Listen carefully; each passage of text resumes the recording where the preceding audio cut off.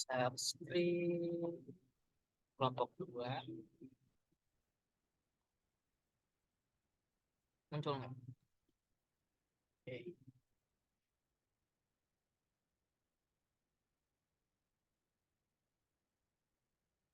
Halo, perkenalkan kami dari kelompok 2. Kami akan mempresentasikan tentang perencanaan manajerial dan penetapan tujuan yang beranggotakan saya sendiri Rahmadani Novian Jaya dan Fitriah Rahmadani.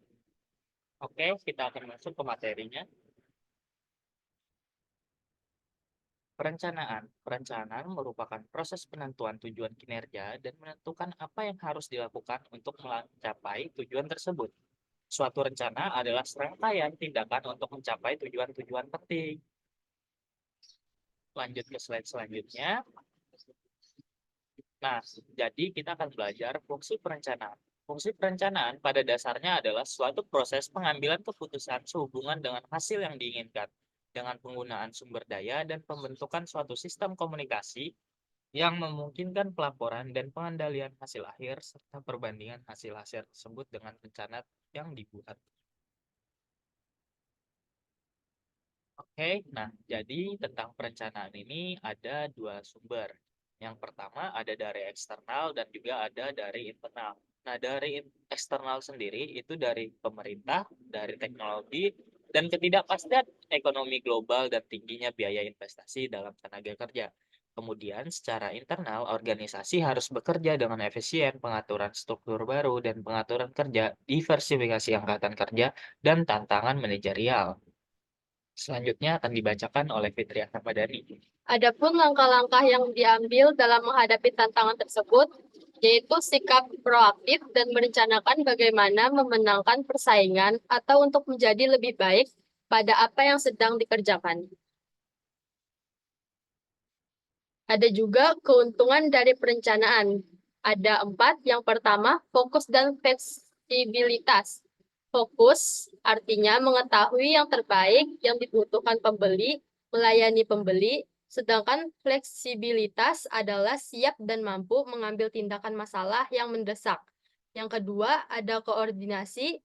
Keempat, pengawasan. Ketiga, pengawasan. Dan keempat, manajemen waktu.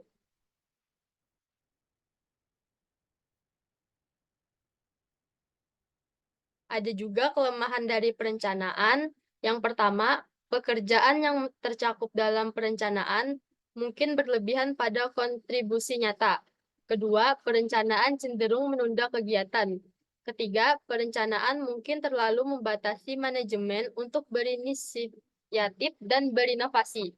Yang keempat, kadang-kadang hasil yang tidak baik didapatkan oleh penyelesaian situasi individual dan penanganan setiap masalah pada saat masalah terjadi. Yang kelima, ada rencana-rencana yang diikuti cara-cara yang tidak konsisten.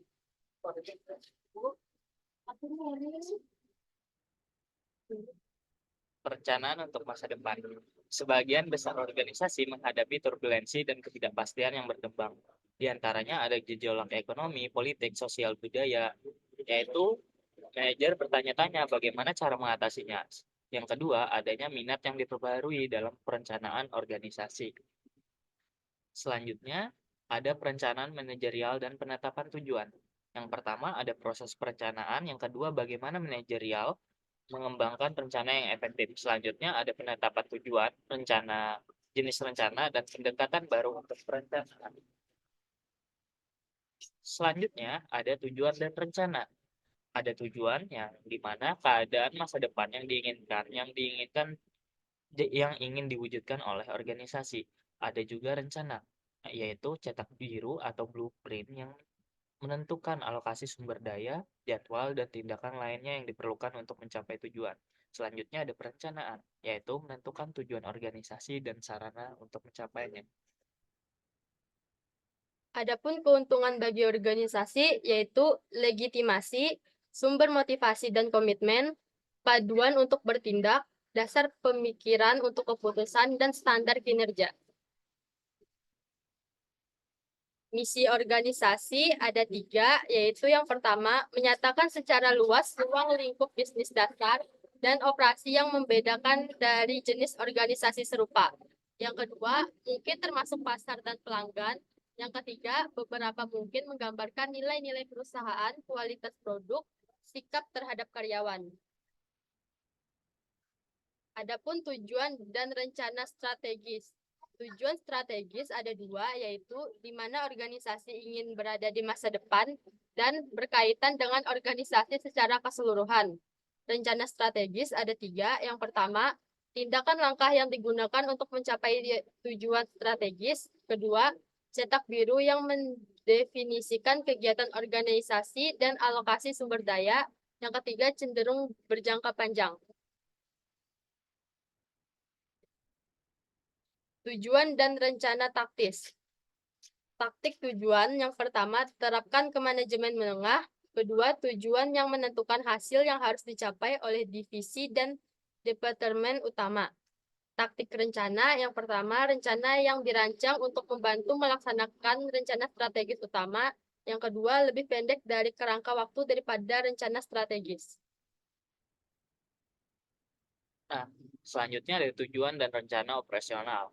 Tujuan operasional yaitu hasil yang spesifik dan terukur, dan kedua diharapkan dari departemen, kelompok kerja, dan individu. Rencana operasional yaitu tingkat organisasi yang lebih rendah yang menentukan langkah-langkah dan tindakan untuk mencapai tujuan operasional. Yang kedua ada alat untuk operasi harian dan mingguan. Yang ketiga ada jadwal adalah komponen yang paling penting. Oke, selanjutnya ada hierarki tujuan. Nah, tanggung jawab sosial ini ada dari top level manajemen, yang dimana dia bergerak di strategic goals, kemudian ada middle management yang di tactical, kemudian di sini adalah one line management atau di sini adalah employee, yaitu operational goals.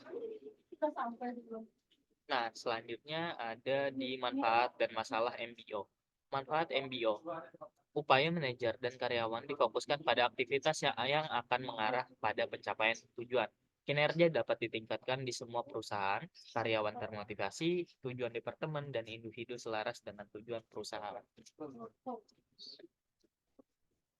Nah, masalahnya ada perubahan konstan untuk mencegah MBO untuk menahan. Kemudian hubungan majikan karyawan yang buruk mengurangi efektivitas MBO.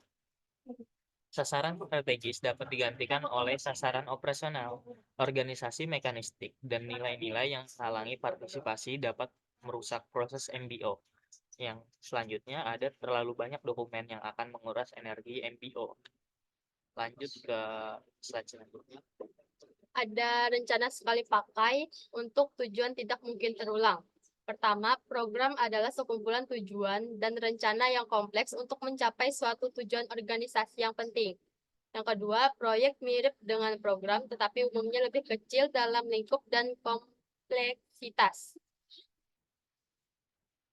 Selanjutnya, studying plan untuk tugas yang dilakukan berulang kali.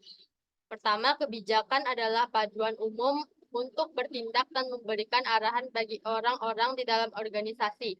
Kedua, aturan menjelaskan bagaimana tindakan tertentu harus dilakukan. Ketiga, prosedur menentukan serangkaian langkah yang tepat untuk digunakan dalam mencapai pekerjaan tertentu.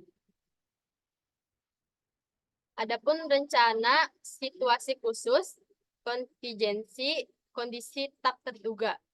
Identifikasi faktor tak terkendali. Pertama, kemunduran ekonomi. Kedua, pasar menurun. Ketiga, kenaikan biaya persediaan. Yang keempat, perkembangan teknologi. Kelima, keamanan dari kecelakaan. Minimalkan dampak faktor tak terkendali. Pertama, perkirakan berbagai tanggapan alternatif untuk kemungkinan besar berdampak tinggi. Adapun skenario bangunan, melihat tren dan diskontinuitas serta membayangkan kemungkinan masa depan alternatif untuk membangun kerangka kerja di mana peristiwa masa depan yang tidak terduga dapat dikelola.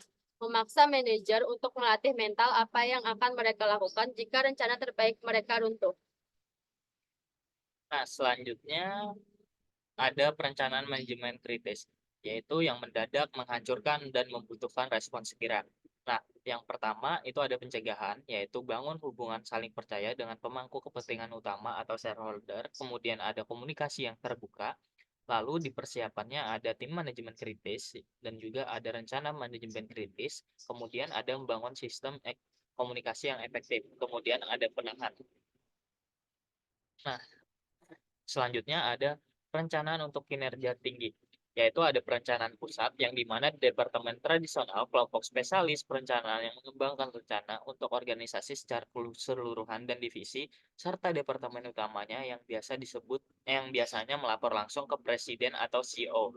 Nah, selanjutnya ada perencanaan terdesentralisasi, yaitu manajer berkinerja tinggi bekerja dengan ahli perencanaan untuk mengembangkan tujuan dan rencana mereka sendiri. Selanjutnya ada perencanaan di tempat kerja yang baru, yaitu memiliki visi yang kuat, menetapkan tujuan yang luas untuk keunggulan. Selanjutnya ada bangun budaya yang mendorong pembelajaran, rangkul perencanaan yang digerakkan oleh peristiwa, lalu ada memanfaatkan gugus tugas sementara, dan juga ada perencanaan masih dimulai dan berhenti di atas. Nah, perencanaan itu menjadi hidup ketika karyawan dilibatkan dalam menetapkan tujuan dan menentukan cara untuk mencapai tujuan tersebut. Oke, sekian. Terima kasih.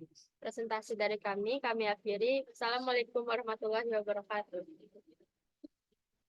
Juga ribut kau, woy.